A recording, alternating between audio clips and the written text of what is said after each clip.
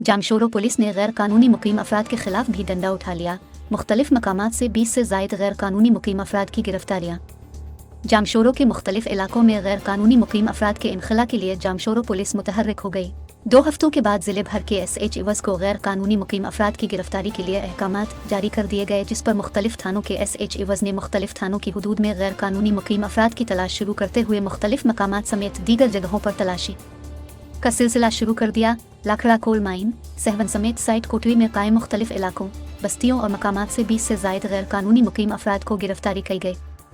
SSP Jamshoro Tariq Nawaz के मुताबिक गिरफ्तार अफगानी कसालों से गैर कानूनी तौर पर साइट अफगान बस्ती समेत दीगर मकामात पर रहाइश पजीर थे। कार्रवाई होम डिपार्टमेंट सिंध के हुक्म और भेजी गई लिस्ट के मुताबिक की जा रही है।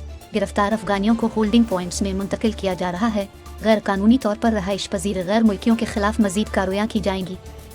मजीद गैर कानूनी मुकीम अफराद की तलाश करते हुए उनके इनखला के लिए इक़दामात किए जाएंगे।